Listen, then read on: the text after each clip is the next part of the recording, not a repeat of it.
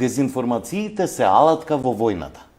Значи, може би една од најуспешните алатки, затоа што вие не трошите човечки ресурси, не гинат војници, не се употребува скапа опрема, а ефектот е страотен и е многу поголем некогаш од употребата на конвенционални воени действија или оружје. 88,5% од граѓаните перцепираат дека лажните вести, односно невистините и дезинформациите, веќе представуваат сериозен проблем кај нас. Значи, граѓанството е свесно за проблемот. Како главни ширачи на дезинформации кај нас се перцепираат политичарите со 90%, новинарите со 89%, што е малку голем. Мене оваа бројка малку и ме боли, верувам и тебе сега, затоа што ова покажува дека ние овде во професијата малку сме потврлиле и сме се довеле во состојба целата професија да биде перцепирана од јавноста како ширач на дезинформации.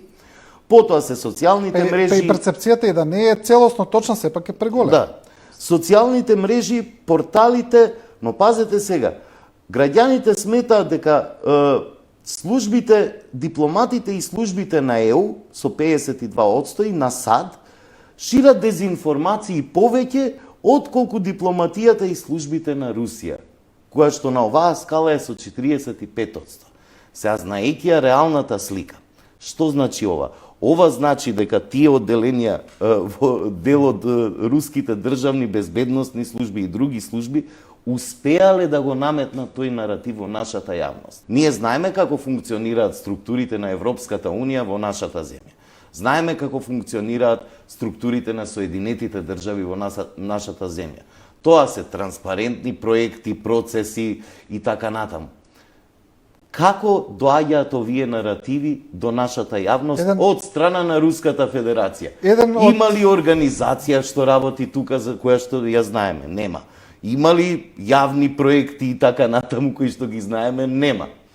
И сега од една страна имате едно транспарентно делување на нашите западни сојузници, од друга страна нетранспарентно делување на Руската Федерација, но ефектот е за жал овој.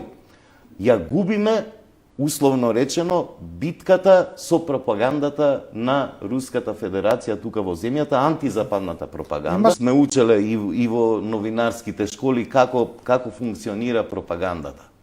Значи, од татковците на некоја консолидирана теорија како тоа функционира за време на нацистичка Германија, нели, 100 пати повторена лага станува вистина. За разлика, за жал, ја повторно ќе речем, потфрлаат институциите, но потфрлаат и медиумите во оваа борба против дезинформации. Нема конзистентност и нема давање на важност на медиумската агенда на овие прашања. Вие имате од другата страна постојано некој ве бомбардира со наративот Западот лаже, има цензура и така натаму, а од оваа страна, демократската страна, немате таква, како да речам, такво давање на важност. Дали вие гледате на мејнстрим медиумите, на погледаните телевизии во земјава, емисии за лажни вести? Дали има содржини, прилог за разобличување на лажните вести во главните вести? Нема.